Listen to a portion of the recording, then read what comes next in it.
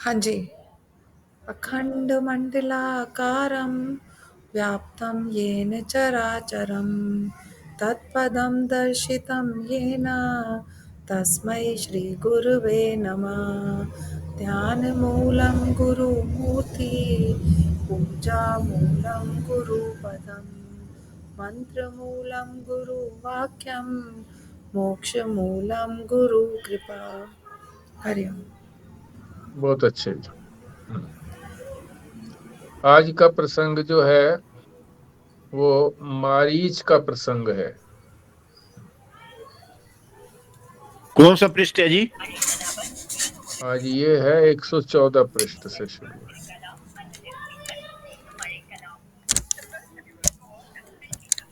तो मारीच जो है वो मायावी रूप धारण करके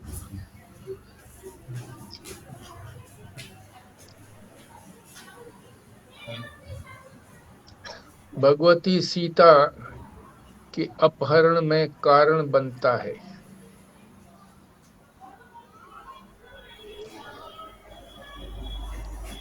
और उसी के साथ साथ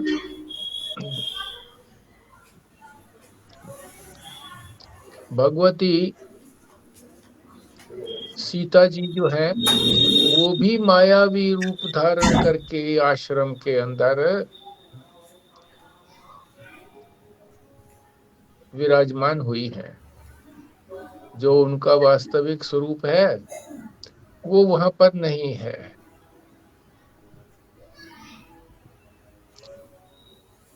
उन्होंने वो तप से मायावी रूप प्राप्त किया और 1 वर्ष के लिए फिर तप के लिए अग्नि में प्रवेश कर गई। तप करना अग्नि जैसा ही है।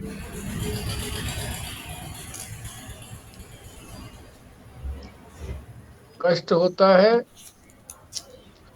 परंतु उसका परिणाम सुंदर निकलता है। जो भी कुछ लक्ष्य होता है वो तप से प्राप्त होता है। तप सब चीजों को संभव कर देता है।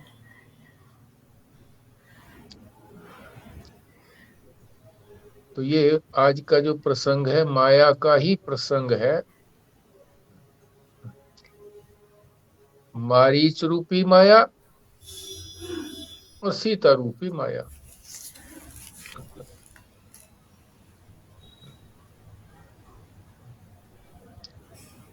दूसरी बात इसके अंदर ये भी बताई गई है, बताएंगे आज, कि भगवान का नाम किसी भी प्रकार से लो कल्याण ही करेगा। ये अलग बात है कि अगर प्रेम से करते हैं परमात्मा का स्मरण चिंतन तो साथ साथ आनंद आता रहता है। डर से करते हैं, राग से करते हैं, द्वेष से करते हैं तो परिणाम तो ठीक आएगा परंतु जब तक चिंतन होता है वो आनंद प्राप्त नहीं होता।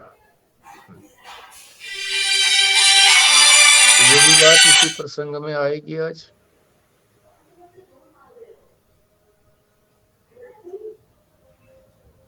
और भी कुछ व्यवहारिक बातें भी आ सकती हैं।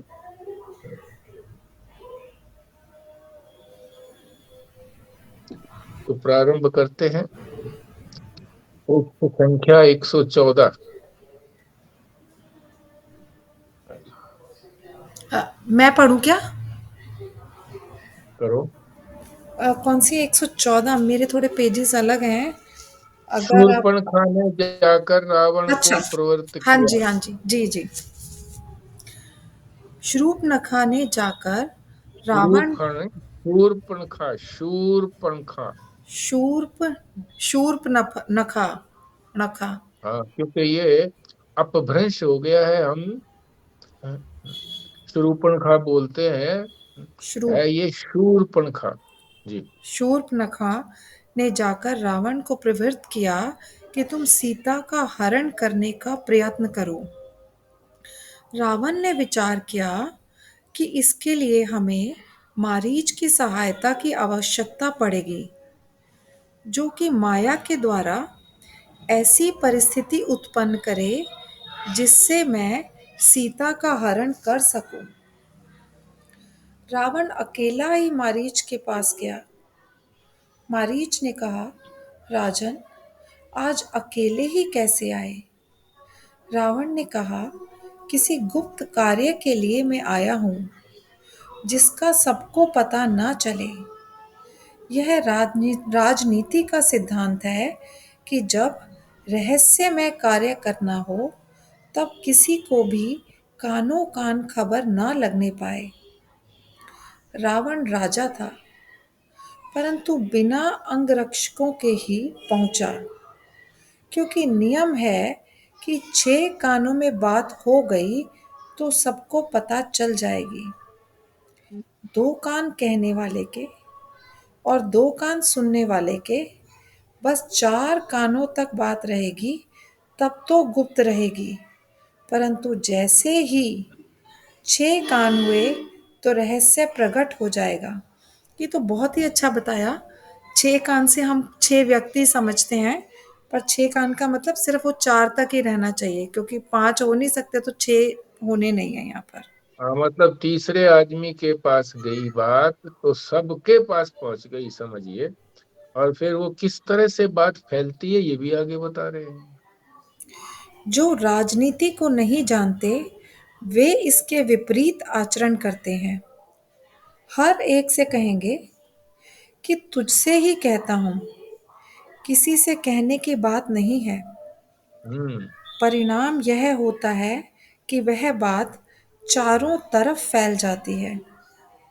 आज इस बात को न समझने के कारण ही सर्वत्र गड़बड़ी होती है। रावण जैसा राजा बिना किसी सहायता के मारीच के पास अकेला गया था। रावण ने कहा कि दशरथ के पुत्र राम सीता सहित दंडकारण्य में आए हुए हैं। राम ने बिना किसी अपराध के खर दूषण आदि को मार डाला है। रामो निरपराधाम दान में राक्षसान भीम विक्रमान खरं च हत्वा विपिने सुखम अस्ते अति निर्भयः। याद रखना कि रावण यहाँ झूठ नहीं बोल रहा है, क्योंकि शूर्पणखा ने उससे यही कहा था कि हम लोगों ने कुछ नहीं किया, उसी ने हमारे ऊपर आक्रमण किया। इसलिए रावण मारीच से कह रहा है कि शूर्पणखा सर्वथा निर्दोष थी और उसके नाक कान काट दिए। इसलिए तुम्हारी सहायता से मैं सीता का हरण करना चाहता हूँ। तुम माया मृग बनकर मेरी सहायता करो। यह सुनते ही मारीच बेचारा कांपने लगा। उसने कहा कि तुमने यह बड़ा कठिन कार्य बताया है। हम्म। रामस अब ये कठिनाई जो है ना, कठिनाई बता रहे हैं हाँ जी। कि क्यों कठिन कठिन लग रहा है उसको, मारीच को, कि मायावी रूप धारण करने में भी कठिनाई महसूस कर रहा है वो। हाँ कौन जी। सा पेज है? 115।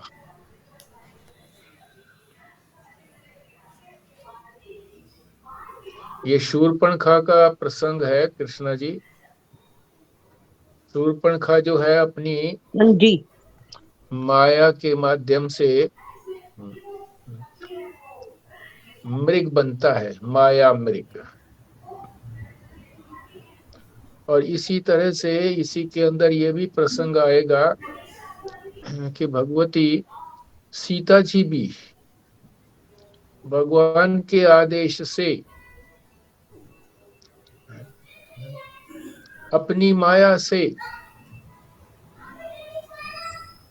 मायावी सीता बन करके वहां आश्रम में स्थित हैं। और उनका जो असली रूप है वो तो छुपा हुआ है।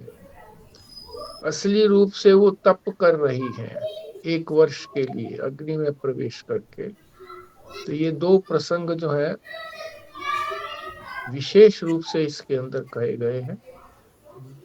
और तीसरी बात ये कही है कि परमात्मा का नाम किसी भी प्रकार से जपो, परिणाम तो उत्तम ही मिलेगा। इतना अब अंतर अवश्य है, यदि प्रेम से परमात्मा का नाम जपेंगे, चिंतन करेंगे, तो साथ साथ आनंद की भी प्राप्ति होती रहेगी। और यदि डर के मारे, राग से, द्वेष से, क्रोध से, किसी भी प्रकार से अगर करेंगे अन्य तरीके से, तो साथ साथ जो है आनंद की प्राप्ति नहीं होगी। ये अंतर रहेगा। तो ये इस प्रसंग में आज बताएंगे। और इसी के लिए शूर्पणखा ने रावण को जाकर के अभी तक की बात जो हो चुकी है, पढ़ चुके हैं, वो बता रहा हूं कि वो शूर्पणखा ने जाकर राजा को कुछ करने के लिए प्रवृत्त किया कि करो, तुम बैठा रहने से बात नहीं बनेगी, तुम सीता जी का हरण करो। उपाय भी बता दिया, क्योंकि मैं तो तुम्हारे ही कार्य के लिए गई थी, वो अत्यंत सुंदर है, तुम्हारे योग्य है।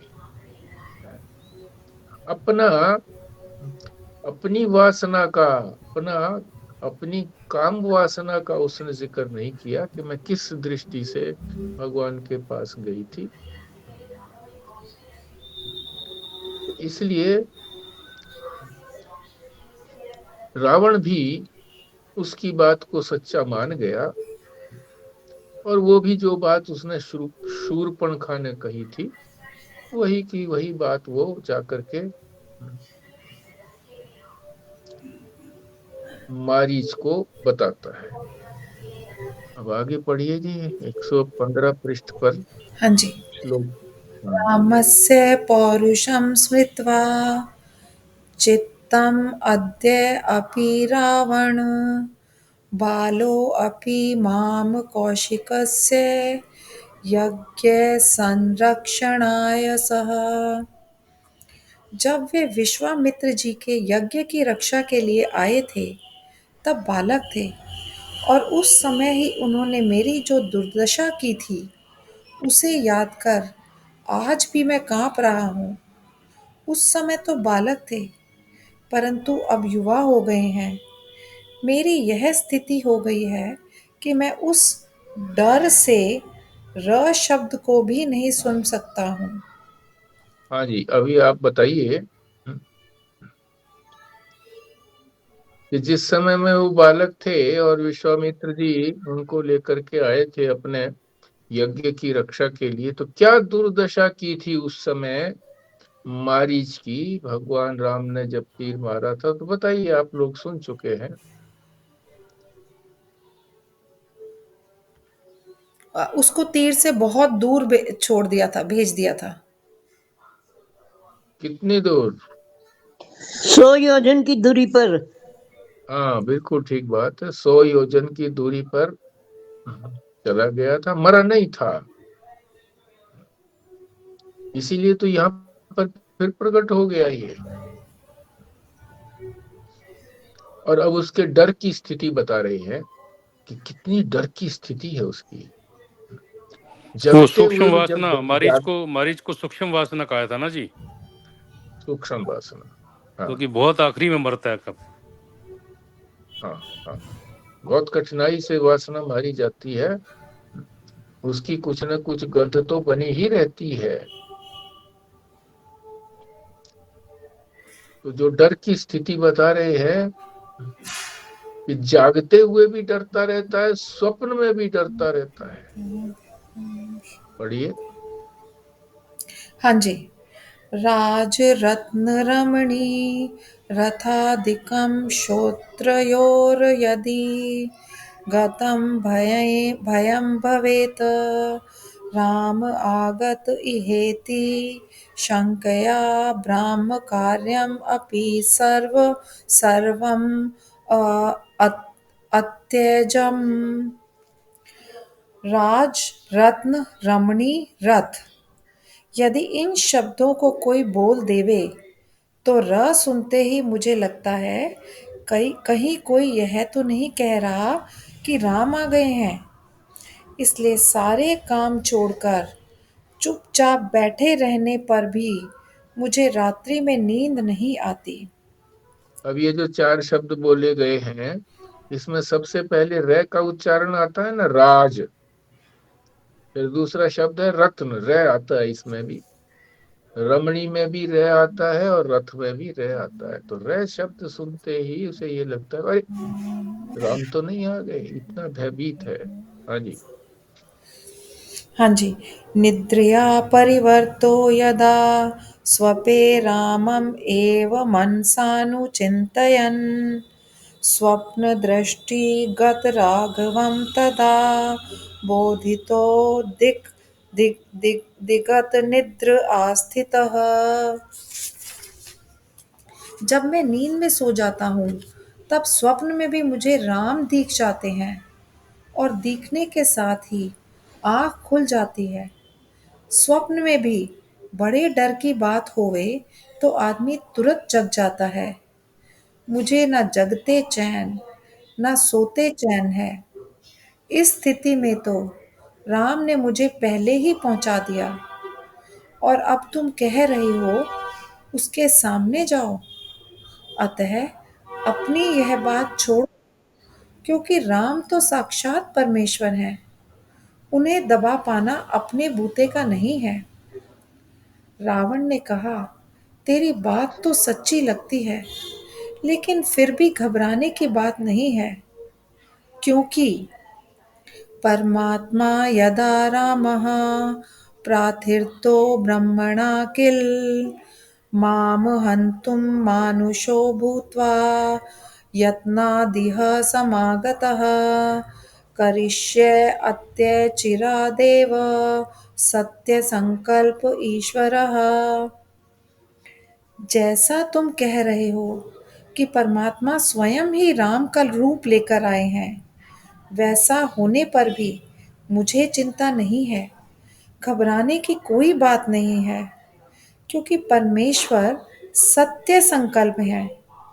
यदि मुझे मारने के लिए अवतार लिया है, तो यदि मैं कुछ भी नहीं करूँगा तब भी वे मारेंगे। ईश्वर का संकल्प कभी भी अन्यथा नहीं होता। इसलिए या तो उससे युद्ध में मरकर दिव्य लोक को प्राप्त करूँगा, और यदि किसी कारण वह परमात्मा नहीं है तो मैं चिरकाल पर्यंत राक्षसों का राज्य तो भोगूंगा ही। हाँ जी। अब ये जो परिस्थिति, जो जो शब्दावली रावण ने कही है मारीच को सांत्वना देने के लिए, इसी तरह की शब्दावली गीता में भी आई थी। तो आप लोगों को ध्यान होगा, तो आप बताइए कि किस परिस्थिति के अंदर ऐसी गीता के अंदर शब्दावली आई थी। जी। भगवान कृष्ण ने अर्जुन को कहा था कि यदि तुम इस युद्ध में किसी वजह से मारे गए तो तुम स्वर्ग का राज्य भोगोगे, और अगर यहाँ जीत गए तो फिर दुर्योधन आदि को मारकर तुम पूरी पृथ्वी का राज्य यहाँ पर प्राप्त करोगे। दूसरा, जब अर्जुन ने कहा था ना जी कि मैं अपने गुरुजनों इनसे सबको मैं कैसे लड़ूं, कैसे मारूंगा, तब उन्होंने जब अपना ब्रह्मांड मुंह में जो ब्रह्मांड दिखाया था उसमें सब मरे हुए दिखाए थे कि वे सब देखो मरे हुए हैं करके। उसका मतलब था कि मरना तो, इनकी मृत्यु तो निश्चित है ही है, ये तो मरना ही है, तू नहीं भी मारेगा तो भी मरेगी। ठीक कहा, ये एडिशन भी संजीव शर्मा जी ने ठीक से बता दी है। मगर ऐसा कैसे संभव है? एक शब्द तो छूट गया ना इसके अंदर, जो यहाँ भी कहा गया है। संकल्प की बात जो करी ना, जो परमात्मा का जो संकल्प है वो पूरा होगा हमेशा। हाँ, सत्य संकल्प है। जो संकल्प उन्होंने किया है वो सच्चा होकर के ही रहेगा, उसको कोई अन्यथा नहीं कर सकता। इसलिए यदि उनका संकल्प मारने का है किसी को, तो मर करके ही रहेगा वो, इतना ही प्रयत्न कर ले। और यदि वो प्रयत्न करता है, और किस तरह का प्रयत्न करता है, परमात्मा को प्राप्ति का प्रयत्न करता है, तो जितने काल तक वो जीवित रहता है उतने काल तक उसको एक लक्ष्य का ध्यान रहेगा। और भगवान फिर उसको आश्वस्त करते हैं, ये हमारे लिए कहा गया है। क्षत्रियों के लिए तो ये कहा था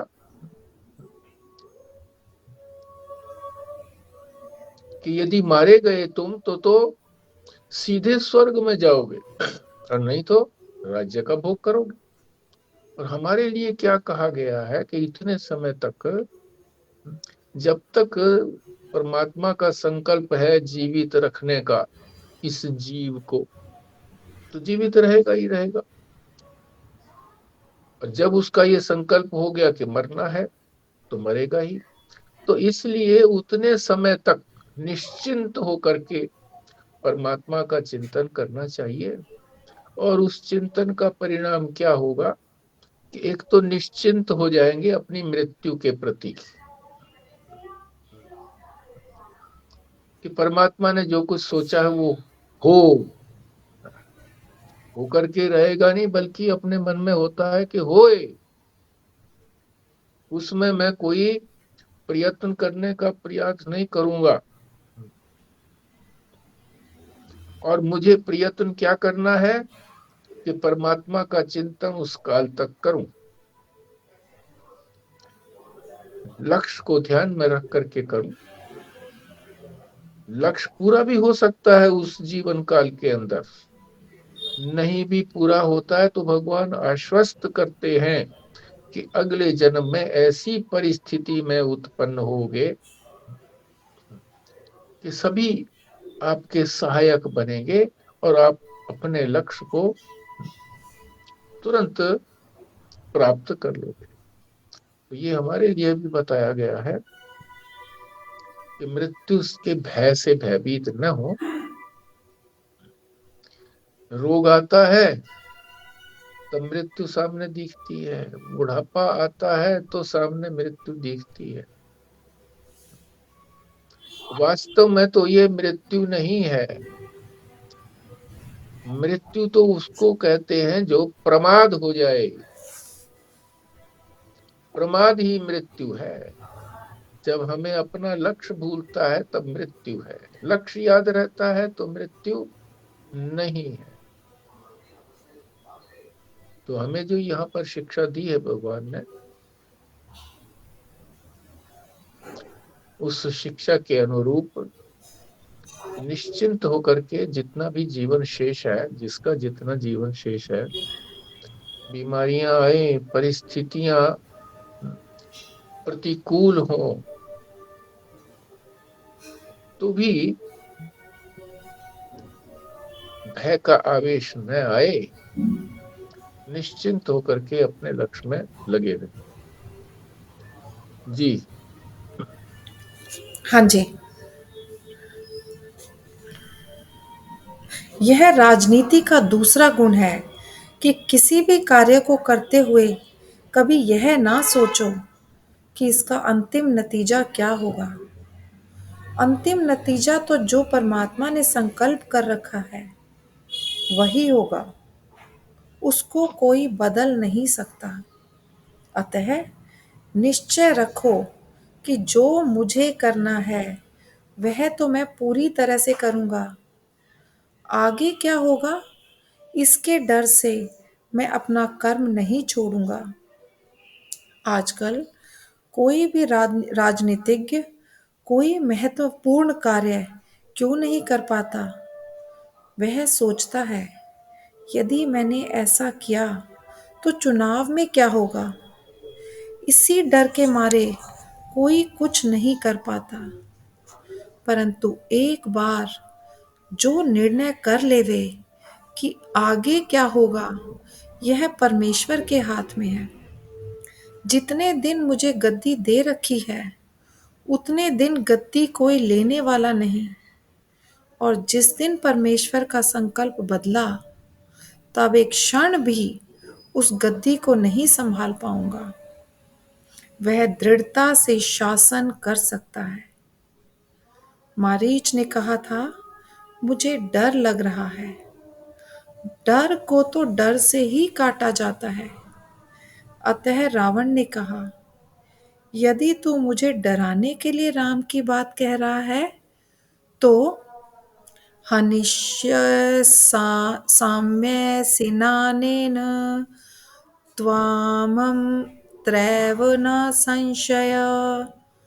राम के डर से तू मरेगा सो मरेगा ही, परंतु मैं इस तलवार से तुझे तुरंत काटकर खत्म कर देता हूँ। मारीच ने विचार किया कि यदि भगवान के हाथों मरा तो सदगति होगी। इसके हाथ से मरकर नरक जाऊंगा, इसकी अपेक्षा भगवान के ही हाथ से मरूं। हाँ जी, एक तो इसमें डर को तो डर से ही काटा जाता है। इसके लिए आप उदाहरण दो, व्यवहारिक उदाहरण। वैसे कहा जाता है कि जहर को जहर ही काटता है या लोहे को लोहा काटता है। और बताइए।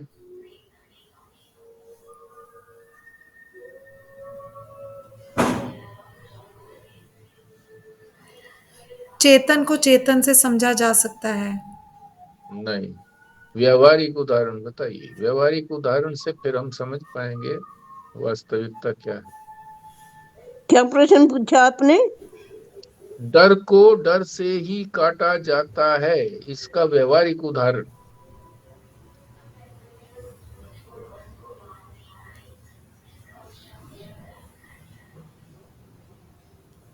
कांटा लग गया तो कांटे से ही तो निकालोगे ना।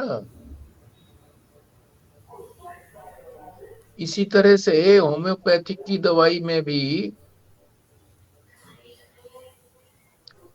जो लक्षण प्रकट होते हैं पेशेंट को, उन लक्षणों वाली जो दवाई है वही दवाई दी जाती है। कि जो लक्षण, वही दवाई वही लक्षण पैदा करती है। वो दवाई दे दो तो वही लक्षण पैदा करेगी। और यदि वो लक्षण उत्पन्न हुए हुए हैं मरीज के अंदर, तो भी वही दवाई दो।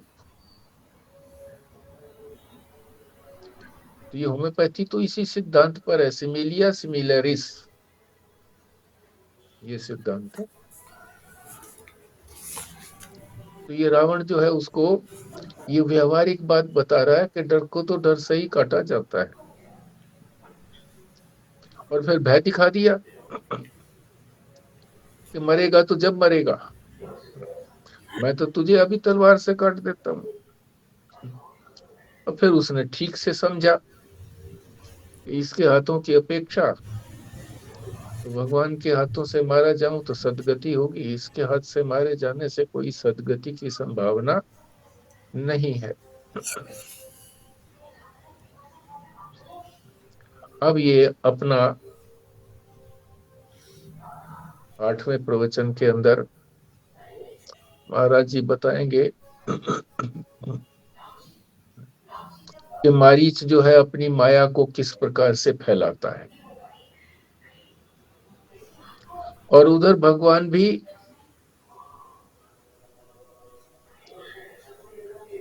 सीता जी को आदेश देते हैं कि तुम भी मायावी रूप धारण करके अग्नि में प्रवेश कर जाओ और तुम्हारा जो मायावी रूप है वो यहाँ कुटिया में बना रहे। तो ये जो आगे आएगी बात, माया की बात, ये बड़ी रहस्यमय बात है।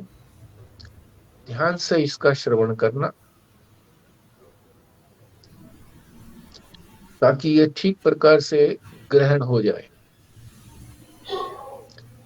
क्योंकि हम भी माया के ही घेरे में हैं।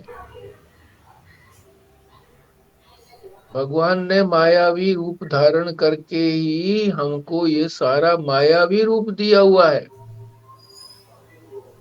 और हम इस रूप को सच्चा समझ करके इसी में फंसे पड़े हैं। तो यहाँ निकलने का मार्ग भी बताया जाएगा कि किस प्रकार से हम इस मायावी जाल से निकलें। पहले तो समझना पड़ेगा कि माया में हम कैसे हैं, और फिर कैसे निकलेंगे। जी। प्रवचन 8। श्री राम की महत्ता जानने पर भी रावण के दबाव में आकर मारीच पंचवटी में रामाश्रम पर सोने का विलक्षण हिरण बनकर पहुंचा। शुद्ध जाम्बूनद प्रख्यो मृगो अभुद्रोपये बिन्दुकः रत्नशृङ्गो मणिखुरो नीलरत्नविलोचनः विद्युत्प्रभो विमुग्धास्यो विचचार दनान्तरे। अब ये जो मायावी रूप धारण किया है कितना आकर्षक है। इसी तरीके से ये सारा संसार जो मायावी रूप से बना हुआ है, हमारे लिए बड़ा आकर्षण का केंद्र है, सजा हुआ है। किससे? नाम रूप से सजा हुआ है, रूप से सजा हुआ। अनेक प्रकार के रूप यहाँ पर हैं। जो 5 शब्द स्पर्श रूप रस गंध, 5 पदार्थों से सारा संसार बना है, ये भी बड़े आकर्षक हैं। आंख से रूप, रूप जो है हमारी आंखों को आकर्षित करता है। शब्द जो है, मधुर शब्द, वो कानों को आकर्षित करता है। और जो षड रस हैं, 6 प्रकार के जो रस हैं, भिन्न भिन्न प्रकार के, उससे हमारी रसना, जिव्या, उसको आकर्षित करता है। इसी प्रकार से गंध, गंध जो है हमारी घ्राणेंद्रियों को आकर्षित करती है। और स्पर्श, किसी वस्तु का बड़ा नर्म स्पर्श है, वो हमको, हमारी स्पर्शेंद्रिय को आकर्षित करता है। और इसी चक्कर में हम फंसे रहते हैं। संसार आकर्षण का केंद्र है, यही हमारी फसावट का कारण है। हम ये नहीं समझ पाते कि ये माया का रूप है। माया वैसे ये 5 शब्द स्पर्श आदि बने हुए हैं, और माया से ही ये हमारे अंग भी बने हुए हैं जो आकर्षित हो रहे हैं। 5 ज्ञानेंद्रियां, 5 कर्मेंद्रियां, 5 प्राण, अंतःकरण, चतुष्ट, ये सारे ये। तो यहाँ पर एक सिद्धांत बताएंगे। सिद्धांत ये है कि गुण गुणों में ही बरत रहे हैं। 3 जो गुण है वो किसमें है? माया में ही तो है 3 गुण। इन 3 गुण जो है, 3 गुण हमारे इंद्रियादि में भी 3 गुण है, और इसी तरह से 3 गुणों वाले वो जो 5 पदार्थ हैं, शब्द स्पर्श रूप रस गंध, वो भी 3 गुण वाले हैं। इसलिए आपस में उन्हीं का ही वर्तन हो रहा है, व्यवहार हो रहा है। और हम जो सोचते हैं कि हम व्यवहार कर रहे हैं तो हम फंसेंगे ही फंसेंगे। इस सिद्धांत को समझने से हम इस मायावी रूप से बाहर निकल सकते हैं। तो इसको आप बड़े ध्यान से सुनेंगे। हाँ जी। उसका सारा शरीर सोने का था, बीच में चांदी के बिंदु चितरे हुए थे। उसके सींग रत्नों के थे और खुरों में मणियां थी। आंखों के अंदर नीलमणि लगी हुई थी। बिजली जैसी उसकी शरीर में चमक थी। उसका मुख अत्यंत सुंदर था। वह बड़े ही मनोहर ढंग से कभी दौड़ता था, कभी रुकता था। भगवान राम को तो इस बात का पहले ही पता था। उन्होंने एक बार सीता से एकांत में कहा था कि रावण तुम्हारे पास सन्यासी का रूप धारण करके तुम्हारा हरण करेगा। अग्नावदृश्य रूपेण वर्षतिष्ठ ममाज्ञाम् त्वं तु छायां त्वदाकारां स्थापयित्वोत्तजटे विश। अतः तुम अपने ही समान आकृति वाली अपनी छाया कुटी में छोड़कर स्वयं अग्नि में प्रवेश कर साल भर तक उसके अंदर ही रहो। रावण का वध करने के बाद फिर अग्नि से निकलकर तू मेरे पास आ जाएगी।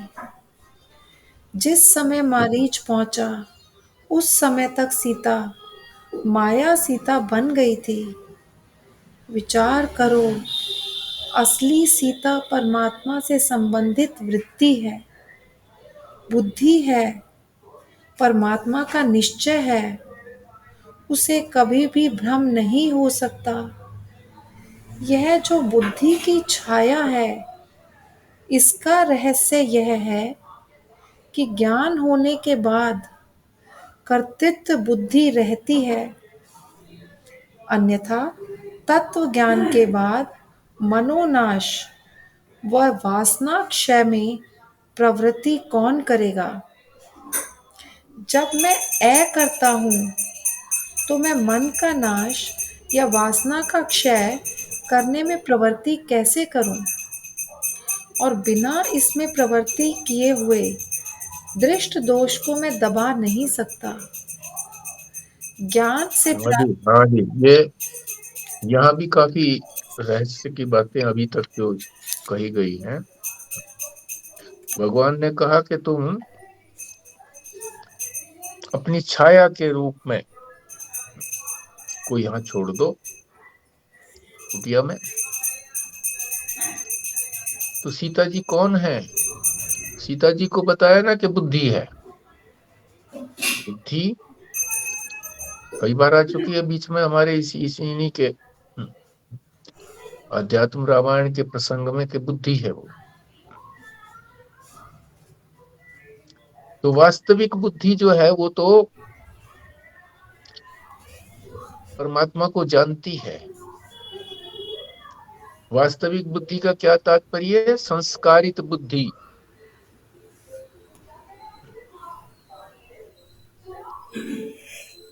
और जो छाया वाली बुद्धि है, जिसको छायावी माया ये सीता जी कहा है, छाया वाली सीता जी, वो है प्रतिबिंबित। यानी अब वो बुद्धि भी वास्तविक नहीं है, क्योंकि प्रतिबिंब को अपना मैं मान रही है। प्रतिबिंब को मैं मान करके सारा कार्य व्यापार कर रही है।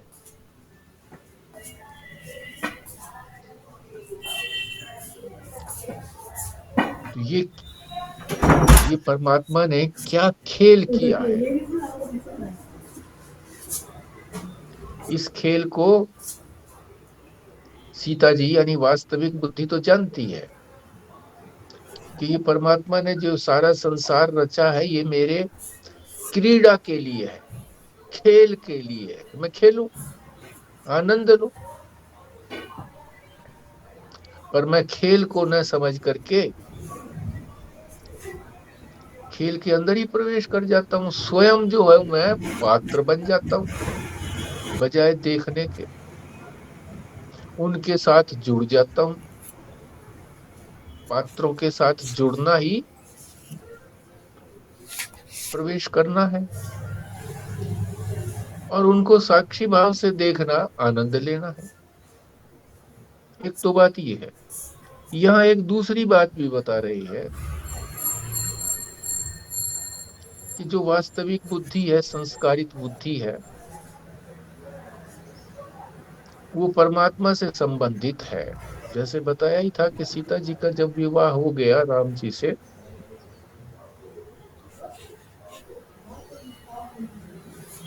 उनसे संबंधित हो गई,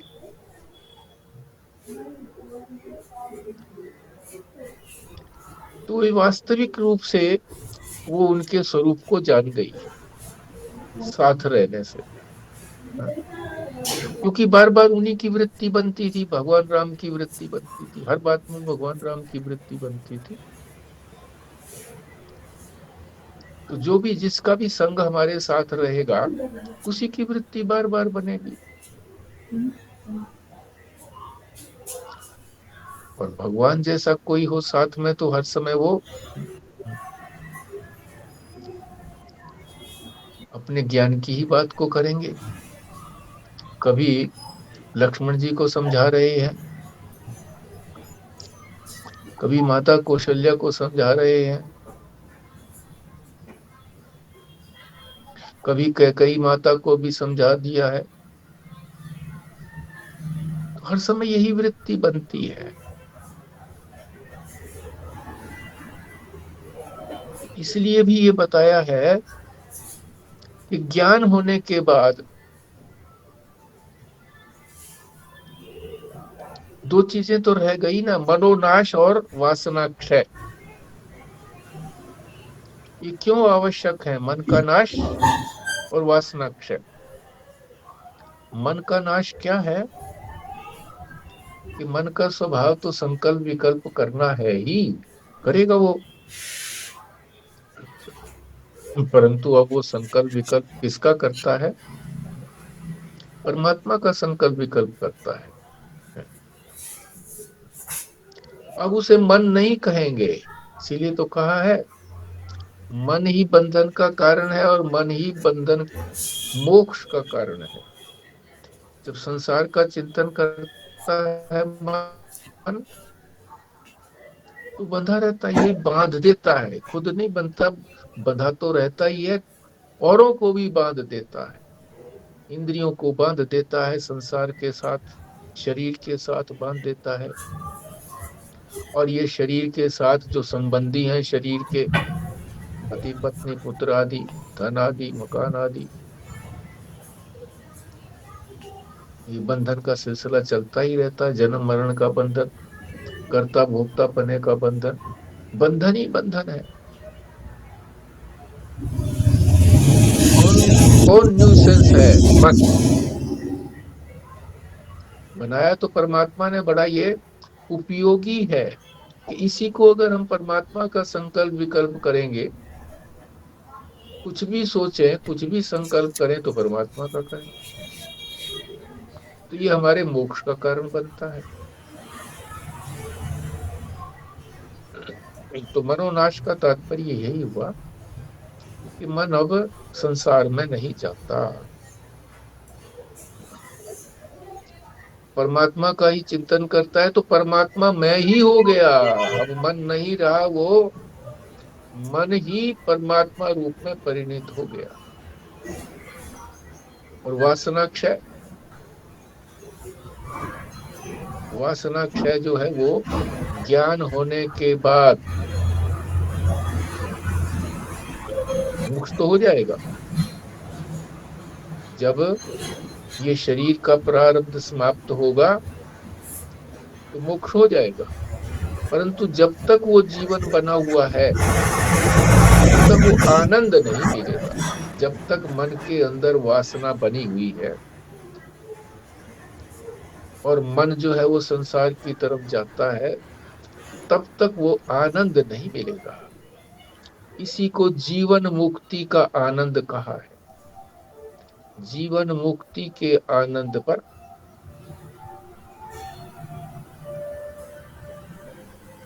स्वामी अखंडानंद जी ने एक पुस्तक भी लिखी है, जीवन मृत्यु का आनंद। विस्तार से समझाया इसको, सार उसका यही है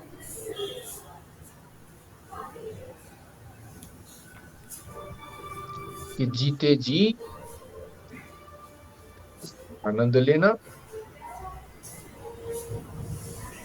फिर मोक्ष की प्राप्ति है ही है, निश्चित है। क्यों आनंद लेगा? क्योंकि इस शरीर के साथ जुड़ा हुआ नहीं है। नहीं जुड़ा हुआ है तो इस शरीर के जो भी सुख दुख है और कर्ता भोक्तापना है, जिससे फिर कर्म बनते हैं नए, वो कुछ भी नहीं बनेंगे। आनंद ही आनंद में हिलोरे लेता रहेगा। अन्यथा जितना जीवन बचा हुआ होगा, प्रारब्ध शेष है, उतने समय तक वो आनंद नहीं ले पाएगा। मोक्ष तो हो जाएगा। ये भी विलक्षण आनंद है, विलक्षण आनंद प्राप्त होना ही चाहिए। थोड़े काल भी अगर प्राप्त होता है, कुछ क्षणों के लिए भी मृत्यु से पूर्व यदि हमको ये मिलता है, तो वो आनंद फिर कालातीत आनंद है। बड़ी रहस्य की बात है ये कालातीत आनंद। मैंने महाराज जी महेशानंद जी से एक बार पूछा था, मैंने कहा जी जिसका प्रारब्ध ज्ञान मान लीजिए हो गया उसको 60 साल में, मृत्यु हुई 80 साल में, 20 साल तक उसने आनंद का भोग किया। और एक जो था,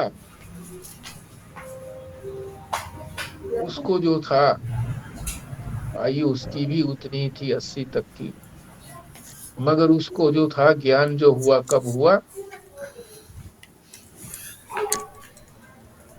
79 कहो, 79 कहो, या 79 से भी ज्यादा कहो, कुछ दिन ही रहे, कुछ दिन वो आनंद ले पाया। तो उस आनंद में और उसके आनंद में तो अंतर बड़ा रहा। कहने लगे नहीं, उस आनंद में वो आनंद कालातीत है, काल नहीं है उसके अंदर। मृत्यु से कुछ क्षण पूर्व भी यदि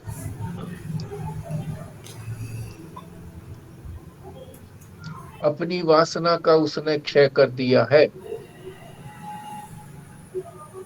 आनंद में कोई अंतर नहीं आता, क्योंकि वो आनंद लेने वाला नहीं है, आनंद रूप है, स्वरूप आनंद है, वो अपना ही तो आनंद है।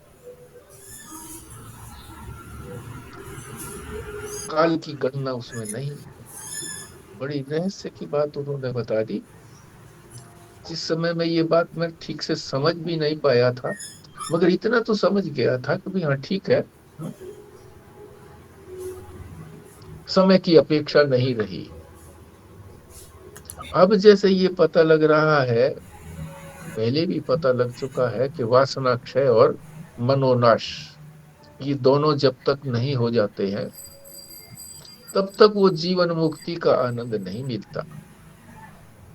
और एक बार वो जीवन मुक्ति का आनंद मिल गया तो ये नहीं है कि वो आनंद ले रहा है।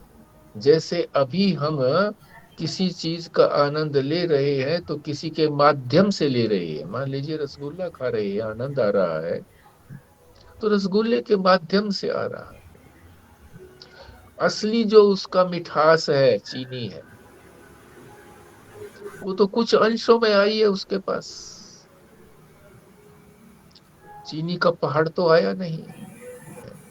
पहाड़ भी समझाने के लिए कहना पड़ता है कि वो पहाड़ रूप ही बन गया। फिर चीनी का जब पहाड़ रूप है, किसका आनंद ले, कौन आनंद ले? आनंद लेने वाला नहीं बचा। यानी मन बुद्धि आदि जो आनंद या सुख दुख भोगते हैं वो नहीं रहा। अपने से अतिरिक्त कोई और रहा ही नहीं, तो किसका आनंद ले? कौन आनंद ले और किसका आनंद ले? बड़ी विलक्षण बात है। आनंद ही स्वरूप है, स्वयं ही आनंद है, स्वयं ही आनंद ले रहा है। तो यहाँ ये मनोनाश और वासना क्षय की बात बताई है। ये इस तो ये और बात है कि ये भी बात बहुत अजीब लगती है कि मनोनाश और वासनाक्षय तो हुआ नहीं, पर तत्व हाँ, ज्ञान की प्राप्ति हो गई। हम्म, तो ये क्या परोक्ष ज्ञान की बात है कि बस ऐसे सुन लिया, हम्म, समझ लिया, श्रवण कर लिया, या फिर श्रवण मनन निध्यासन सब हो गया? हाँ, सब हो गया, श्रवण मनन निध्यासन सब हो गया, मगर वासना तो पड़ी रही। मन तो पड़ा रहा, अभी कभी कभी जो है वो संसार में भी जाने के लिए उतावला रहता है। मतलब कि कर्तृत्व और भोक्तृत्व रहा। हाँ, रखना पड़ा। ये कर्तृत्व और भोक्ति यहाँ जो बता रहे हैं ना, ये रहस्य की बात ये भी बता रहे हैं कि कर्तापन अगर भोक्तापन नहीं रहा तो ये बुद्धि उसका नाश कैसे करेगी? जो हमारी बुद्धि है ये उसका नाश कैसे करेगी? इसका नाश तो करना है ना, किसका? वासना क्षय का। वासना क्षय भी करना है और मन का नाश भी करना है। तो जब तक वो कर्तृत्व बोध नहीं रहेगा, कर्तापने का बोध नहीं रहेगा, तो तत्व ज्ञान के बाद भी ये रखना पड़ेगा, छाया रूप से रखना पड़ेगा, कर्तापन भोक्तापन, ताकि ये मन का नाश कर सके और वासना को क्षय कर सके। और यदि मैं कर्तापन और मैं अकर्ता हो ही गया तो मैं मन का नाश कैसे करूंगा? वासना का क्षय कैसे करूंगा? प्रवृत्ति ही नहीं होगी, फिर तो कुछ करने की बात नहीं आएगी। और बिना किए हुए फिर ये जो सामने हमको दोष दिखते हैं, दोष क्या दिख रहे हैं? ये दुख सुख आते हैं, दुख सुख तो आएंगे। इन दुखों सुखों को दबा नहीं सकूंगा। ज्ञान जो है वो प्रारब्ध को नष्ट नहीं कर सकता, प्रारब्ध को नष्ट नहीं कर सकता ज्ञान। ज्ञान का जो पहले भी बताया था, आप लोगों ने सुना भी है, सर्व कर्माणि भस्मात् कुरुते, सारे ही कर्मों को नाश कर देता है। कौन कौन से कर्म? जो संचित कर्म थे वो सारे नाश हो जाते हैं। क्रियमाण कर्म, जो अभी कर्म हो रहे हैं, ये रहते नहीं है। क्यों नहीं रहते? कि अभी जो शरीर से, इंद्रियों आदि से मैं अलग हो गया हूं, तो अब मैं कर्म कर्म कर ही नहीं रहा, तो क्रियमाण कर्म भी नहीं है, संचित कर्म नाश हो गए, पर प्रारब्ध कर्म जो है वो बचे रहते हैं। इसमें जो है दो मत हैं। एक मत ये है कि सर्व अगर कर्माणि भस्मात् अगर कुरुते। किसी वजह से वो कर्तापन वगैरह समाप्त हो गया, तो फिर तो ऑटोमेटिकली मन का नाश हो गया ना, और वासनाक्षय भी हो गया, अगर वो अकर्ता बन गया तो। हाँ, कुछ लोगों का ये भी मत है, कुछ दार्शनिकों का, कि ज्ञान जब है तो ये प्रारब्ध भी क्यों बचा रहे, प्रारब्ध का भी नाश क्यों नहीं होता? इसीलिए वो कहते हैं कि ज्ञानी का कोई प्रारब्ध भी नहीं होता। और यही प्रश्न जो है मुझे बार बार याद आती है कि काला ब्रह्मचारी एक बार हरिद्वार के कुंभ में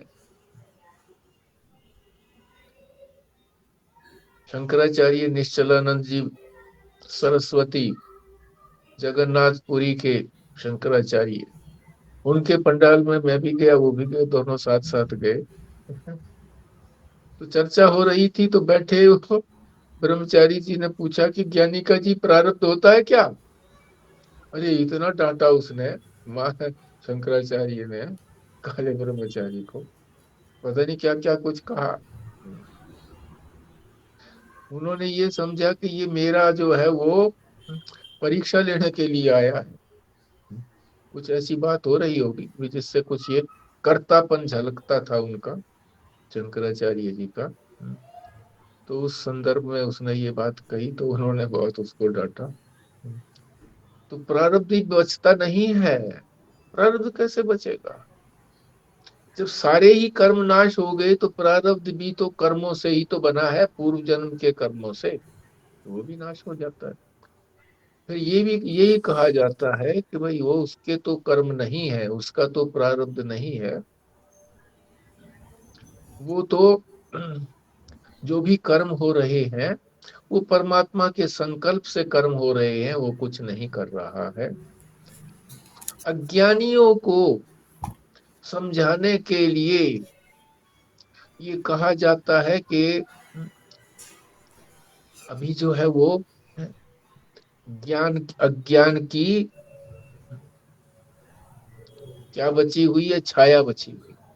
अज्ञान की छाया बची हुई, अविद्या की छाया बची हुई है, ऐसा बोल दिया जाता है। उसी छाया एक से। विचार और रखूं जी। हाँ जी। तत्व ज्ञान तो हो गया, हाँ जी। बात कह रहे हैं ठीक है, कर्तव्य बोध भी खत्म हो गया, पर चूंकि प्रारब्ध से शरीर है अभी, तो प्रारब्ध से अभी शरीर तो है ना जी। हाँ जी। तो जब तक शरीर है तब तक कहा है कि आखिरी समय तक शरीर के क्षय होने तक सावधान रहना है। इसीलिए वो अपने तप में, ध्यान में, जो करने में कोई कोताही नहीं बरतते, क्योंकि जब कोई कर्तव्य तो शेष रहा नहीं है तत्व ज्ञान होने के बाद।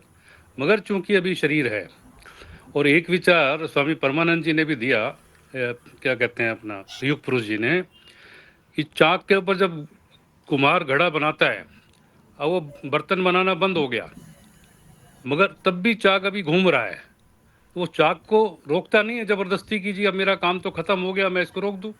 तत्व ज्ञान हो गया कि शरीर की जरूरत नहीं है, अब शरीर खत्म कर दूं, नहीं करता। तो अपने आप स्वतः जब चक्कर जब रुक जाएगा तब रुक जाएगा, तो वो उसमें वो प्रयास नहीं करता कि मैं इसको जबरदस्ती रोक दूं करके। और मैं ये समझ रहा हूँ करके कि जो कि जब तक शरीर है तब तक ध्यान रखना पड़ेगा, व्यवहार में उतरना पड़ता है करके, जो भी कर्तव्य कर्म या जो भी जो शरीर के निमित्त जो कर्म होंगे वो करने के लिए। प्रारब्ध खत्म करना चाहे तो कर दे, प्रारब्ध है ही नहीं वैसे तो उसके लिए, बट वो नियति में हस्तक्षेप नहीं करते कि भी चक्कर चल रहा है, चलने तो अपने आप स्वतः रुक जाएगा, रुक जाएगा जब। ये तो बात ठीक है जो आपने कही है, फिर कुम्हार का चक्का चलता रहता है। इसी तरह से उदाहरण देते हैं कि पंखे का स्विच बंद कर दिया तो भी पंखा तो चलता रहता है कुछ देर के लिए। वो तो ठीक बात है, मगर जो ये आप कह रहे हैं कि भाई वो फिर भी ध्यान रखता है, अभी उसका ये कर्तव्य बना हुआ है कि वो आदर्श व्यवहार करे। ज्ञानी के लिए कोई विधि निषेध नहीं है कि क्या करे और क्या न करे, तो फिर वो विधि के अनुसार क्यों चलता है, शास्त्र उसके के उसके अनुसार क्यों स्वभाव में चलता आ है? जाता है जी, उसको क्योंकि करने की जरूरत नहीं है, नहीं नहीं, उसको करना नहीं पड़ता है, उसके स्वभाव में हो जाता है वो। फिर वो अमर्यादित कर ही नहीं स्वभाव में सकता, हो जाता अशास्त्रीय कर ही नहीं सकता उसके बाद। है। हाँ, मतलब ये है कि वो अब कर्तव्य तो नहीं रहा ना, जैसे आपने कर्तव्य का शब्द जोड़ा था, कर्तव्य नहीं रहा उसका, क्योंकि सारी उम्र उसने विधि का पालन किया हुआ है, तो वो अपने आप ही उसी विधि के अनुसार ही चलता है। उस स्वभाव का मतलब ये है ना कि जो पहले जो जो उसका चिदानंद रूप जो स्वभाव था, उसी स्वभाव में आ गया बस अब। उसी स्वभाव में आ गया, ठीक बात है, पर कर्तव्य नहीं रहता उसका, ध्यान नहीं रखता वो कि मैंने ऐसे करना है, ऐसे करना है, ऐसे करना है, ऐसे नहीं और जब रहता। सहज स्वभाव में आ गया ना कर्तव्य जी, तो तो फिर उसको करने की जरूरत नहीं, कि वो है ही वैसे ही सब। बट फिर भी हाँ महापुरुष तो हाँ। यही कहते हैं कि जब तक शरीर का क्षय नहीं हो जाए ना जी, तब तक वो अपने बारे में कहते भी नहीं कि जी मैंने काम को जीत लिया, मैंने ये कर दिया, वो कर दिया। अहंकार मतलब ये या तो है कि लोगों को समझाने के लिए कभी इतने अहंकार में ना हो कि जी जब तक शरीर क्षय नहीं हुआ है तब तक फिर भी सावधान रहो, ज्ञान होने के बाद भी, कितनी ऊंची स्थिति आने के बाद भी अहंकार ना आ जाए। हो सकता है लोक संग्रह के लिए, बाकी लोगों को शिक्षा देने के लिए कहा हो। ठीक है। मेरा एक और डाउट है, क्या हम ऐसे समझ सकते हैं, जैसे मुझे ऐसा लग रहा है कि ज्ञानी का भी प्रारब्ध होता है, तो इसको हम क्या ऐसे समझ सकते हैं कि उसका प्रारब्ध तो है, मतलब उसका मतलब उसके शरीर का प्रारब्ध है, तो जो भी कुछ सुख-दुःख आ रहा है, वो भोगता जा रहा है, पर उसको क्योंकि उसमें कर्तृत्व भाव नहीं है, तो उसको ये नहीं पता लग रहा, मतलब उससे वो सुखी और दुखी नहीं हो रहा। वो उसको साक्षी भाव से देखता रहता है कि ठीक है, शरीर इसको भोग रहा है, चाहे सुख आ रहा है या दुख आ रहा है, क्योंकि वो तो शरीर से अलग ही हो चुका है। तो एक तरह से ज्ञानी का जो चेतन है, उस पर तो कोई प्रभाव नहीं है प्रारब्ध का, पर उसके शरीर पे तो प्रारब्ध रहता है। जैसे महाराज जी को भी अपने लास्ट के डेज में कष्ट हुआ था काफ़ी ज़्यादा, और भी कई लोगों के बारे में ऐसा सुना गया है जो बहुत बड़े महापुरुष हैं। तो मेरे को ऐसा लगता है कि उनका प्रारब्ध तो है, मतलब उनके शरीर का प्रारब्ध है, वो भोगता रहता है शरीर पर, वो क्योंकि उससे जुड़े नहीं है इसलिए उनको वो फीलिंग ही नहीं आती प्रारब्ध वाली। उनके शरीर का नहीं कह करके शरीर का कुछ भी कह दो कि भी शरीर का प्रारब्ध है या जो भी कुछ है, सूक्ष्म शरीर का ही है वो, जो भी कुछ होता है सूक्ष्म शरीर से ही होता है। उनका शब्द उसके साथ नहीं जोड़ना है। और फिर तुमने जो कहा कि भाई वो भोगता नहीं है, करता नहीं है तो भोगता भी नहीं है, करता भी कुछ नहीं है, यानी कर्तव्य शेष नहीं है। कर्तव्य शेष नहीं है, भोक्तृत्व भी शेष नहीं है, क्योंकि जो यंत्र भोगने के हैं उनसे वो अलग हो गया है मन बुद्धि से। और जो करने वाले यंत्र हैं हमारी कर्मेंद्रियां, हाथ पैर आदि, वाणी आदि, इनसे भी अलग हो गया है। तो वो तो ना तो कोई करता है ना कोई भोगता है। और जो कुछ हो रहा है, इस होते हुए को भी हम लोग देख रहे हैं, क्या हो रहा है क्या नहीं हो रहा है। वो साक्षी महापुरुष भी साक्षी भाव से देख रहा है जी। मैं साक्षी भी रख रहे पहले हैं। भी ये बात दृष्टांत दिया था, फिर तो एक सेकंड में फिर रिपीट करूं। जो बुद्ध पुरुष को, महात्मा को कष्ट हुआ बड़ा, हाय हाय करने लगा, लोग बाग देख रहे थे, बोले हाय कर रहे हैं। उनके शिष्यों ने कहा महाराज जी सारे लोग देखते हैं, आप हाय हाय कर रहे हैं, ये लोग देख रहे हैं। वो कहते मैं भी तो देख रहा हूँ। मतलब वो भी अपने शरीर को अलग होके साक्षी भाव से देख रहे थे। भाव ये था करके, लोगों को नहीं देख रहे थे, अपने शरीर को ही देख रहे थे कि भाई शरीर का धर्म है, ये तो हाय हाय करेगा, कष्ट है इसमें तो करेगा। तो उन्होंने कहा मैं भी देख रहा हूँ। हाँ, ठीक बात है। साक्षी कह सकते हैं, वास्तव में तो साक्षी भी जो है ना, वो हम इस शरीर से संबंधित कोई साक्षी बोलते हैं। और जब समस्त शरीरों का जो साक्षी हो जाता है उसको तो अधिष्ठान कहते हैं। तो साक्षी रूप से कहना भी यहाँ उचित रहता है और अधिष्ठान रूप से भी कहना उचित रहता है। ठीक है जी, आज हमने जो था ना वो ज्ञान की महिमा के बारे में, और जो जीवन मुक्ति का आनंद, जब तक ये वासना और मनोनाश का क्षय नहीं होता तो इस आनंद को मैं आनंद स्वरूप नहीं बन पाता वो। और सीता जी की भी हमने समझा कि वो सीता जी भी जो है, जिस अब वो माई का आकृति के अंदर वहां कुटिया में विराजमान है। और जो हिरण जो है, मारीच जो है, वो वासना जो है वो किस किस रूपों के अंदर आकर के अपने आप को प्रदर्शन करती है, ये सारा हमने समझ लिया है। इसी में जो चिंतन की बात आई है, ध्यान की जो बात आई है, उसको चिंतन भी करना चाहिए। हमारे लिए तो वही अपेक्षित है। कथा कहानी तो सभी हम जानते ही हैं किस तरह से क्या कुछ हुआ, पर उसका जो रहस्य है वही इस अध्यात्म रामायण के अंदर बताया है। और उसी रहस्य को ही हमको पीते जाना है, आत्मसात करते जाना है। तो तुरंत का तुरंत आत्मसात करना चाहिए, दिन प्रतिदिन के आत्मसात करना चाहिए, पोस्टपोन नहीं करना चाहिए। जो भी इसके अंदर बात बताई है, आपके पास पुस्तक है ही, दोबारा से पढ़ करके उसी भाव को अपने अंदर लाएं, उसी भाव में जिए, जितनी काल तक जी सकते हैं, जो भी समय मिल सकता है एकांत का समय मिले उसी में सुबह शाम रात्रि को याद रख करके उसको फिर उसी में रहे। जी हाँ जी, अर्चना जी पूर्णाहुति करोगे या कुछ बोलोगे?